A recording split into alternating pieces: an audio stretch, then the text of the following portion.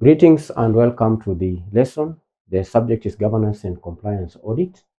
Today we are going to study on how to report suspected unlawful or unethical acts.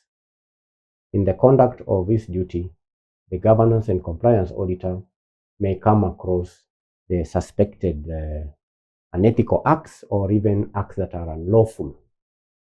And reporting on the suspected unlawful or unethical acts is one of the most sensitive aspects of a governance audit.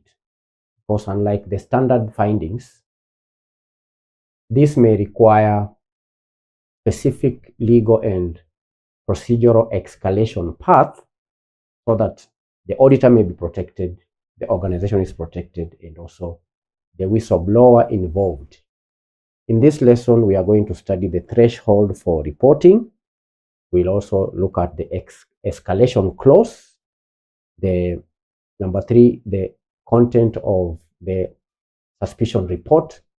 Then we will study the professional and legal standards. Those 4 areas will help you or will help us know how to deal with suspected unlawful or unethical acts. You understand? So that is our objective for today's lesson. We first look at the threshold for reporting. 1, threshold for reporting. Threshold for reporting. Not every mistake is an unlawful act. Not every mistake, as you're auditing, will warrant reporting. As an auditor, you have to distinguish between errors. You have to distinguish between errors. You have to distinguish between irregularities. Okay? And also unethical or unlawful acts. Unlawful acts. You have to distinguish again unethical acts. As I've said, not every mistake is an unlawful or unethical. Because things like errors are unintentional. They are not deliberate. These are unintentional misstatements or failures. Because being human beings, we say human is to error. So not every error is an unlawful act or unethical act. No, you have to distinguish errors from irregularities, from unlawful acts, from unethical acts. But intentional, these ones I've said, these ones are unintentional. But irregularities are intentional. Irregularities are deliberate. These are deliberate breaches of internal policy. Unlawful acts, on the other hand, unlawful acts are actions that violate statutory laws, constitutional provisions, international treaties, things like bribery, anti-money laundering, human rights violations. Those are unlawful acts. Okay? Actions that violate statutory laws. They violate constitutional provisions and so on. Then there is unethical acts. These are actions that violate the organization's code of ethics or professional standards, even if they are not strictly illegal. For example, things like window dressing, things like nepotism. See? It's unethical. You may not specifically violate a specific act of parliament, but they are unethical. They go against the code of ethical conduct of an organization. So there is this threshold for reporting.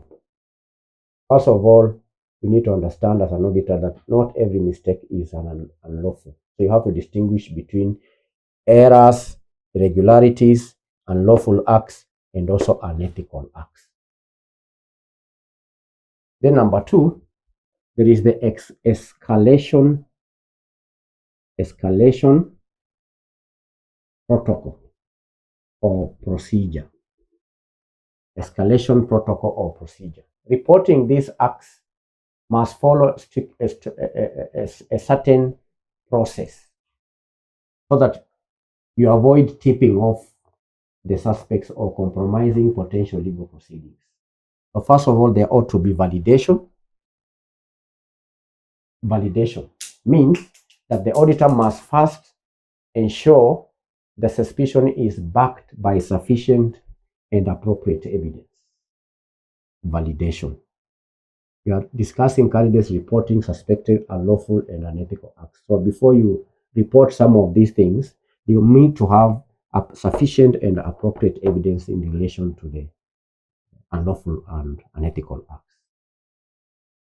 Understand? Yes. Then there is internal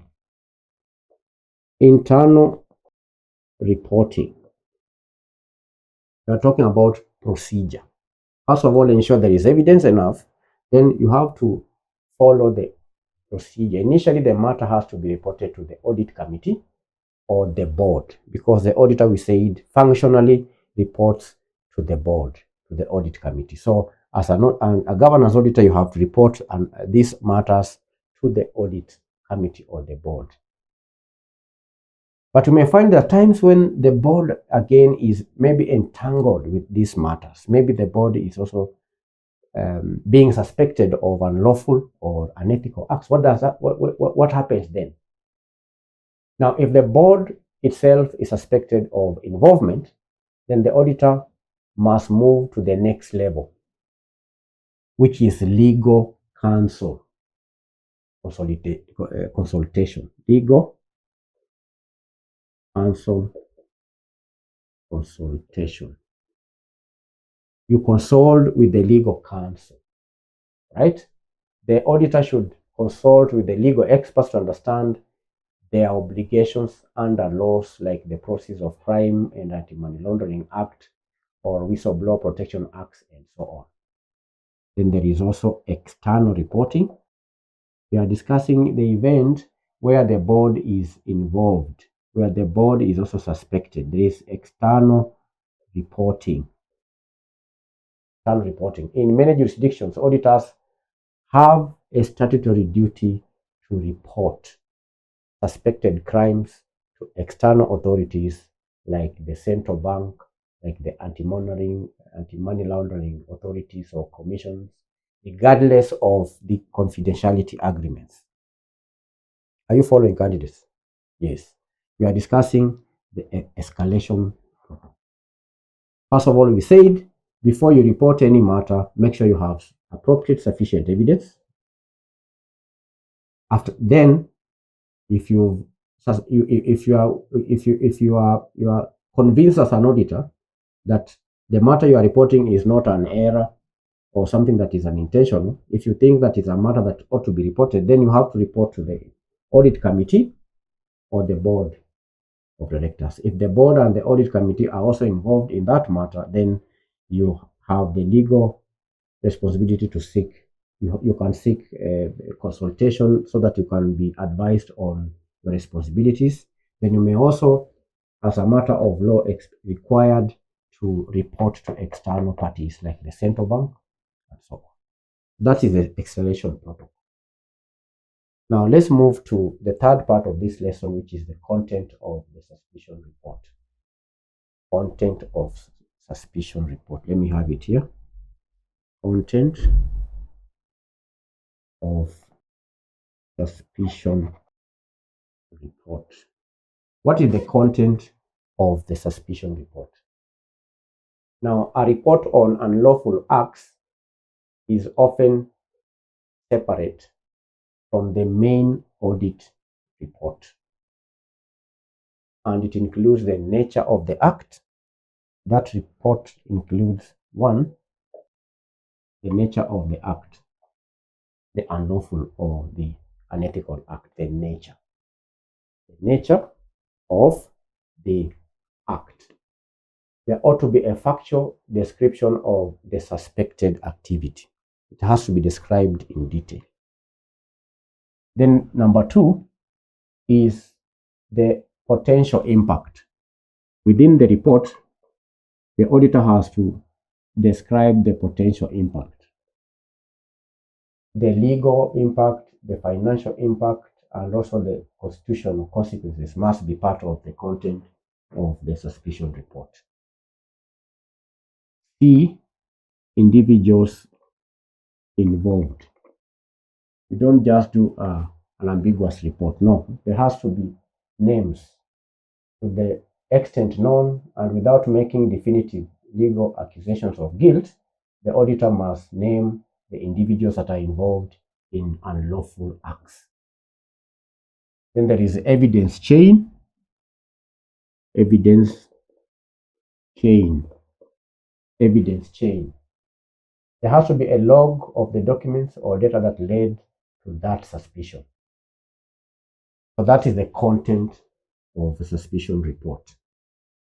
Then lastly, candidates, we have to outline the professional and legal safeguards.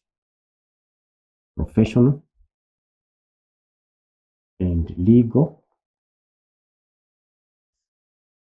The professional and legal safeguards, like the whistleblower protections. We have the whistleblower protections. Now, the report must ensure that the identity of any staff member who provided information is shielded from retaliation, because these suspected unlawful acts may have been reported to the auditor by the members of the company. So they need to be protected against any retaliation. Then there is confidentiality. Confidentiality versus duty to disclose. Confidentiality versus duty to disclose. Now, while auditors are bound by confidentiality, public interest and statutory laws override confidentiality, right? When it comes to crime. When it comes to crime, then the auditor is not bound by confidentiality clauses. Understand? Yes. The auditor has a duty to disclose if we are dealing with crimes. You need to understand that as an auditor, if you are dealing with a matter of crime, then you have a duty to the duty to disclose overrides the confidentiality clauses. And there is no tipping off. No tipping off. Now, in cases of money laundering or terrorism financing, it is often a crime in itself to alert the suspect that they are being audited for that specific act. So you don't tip them off. Is that clear, candidates? Yes. So that is to do with professional and legal safeguards. Now, what are the consequences? What are the consequences for the audit opinion? What are the consequences of these unlawful acts when it comes to the audit opinion? Now, if the suspected acts are material, they may lead to adverse opinion or disclaimer of opinion if the auditor cannot determine the full extent of the illegality.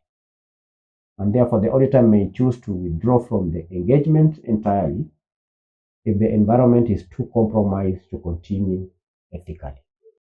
So if you're auditing and you come across unlawful acts, if the acts are material, then you may be required to give an adverse opinion, a negative opinion, or a disclaimer of opinion if you are not furnished with the information that you require to do your work. So, candidate, that is all for reporting governance, reporting of unlawful and unethical acts. We've discussed the threshold for reporting. We've said it's important to distinguish between errors, irregularities, unlawful acts, and unethical acts. And there is this escalation protocol, the procedure you have to follow. Make sure there is validation. Before you report any suspected unethical acts or unlawful acts, make sure you have sufficient appropriate evidence. Then report internally to the audit committee or the board of directors. But if the board of directors are involved in the suspicion, then you have to report externally to the relevant authorities. And when developing this report, you need to ensure that within that report, you clearly describe the nature of the act. Give a description of the unlawful or unethical act. Describe the potential impact of that suspicion.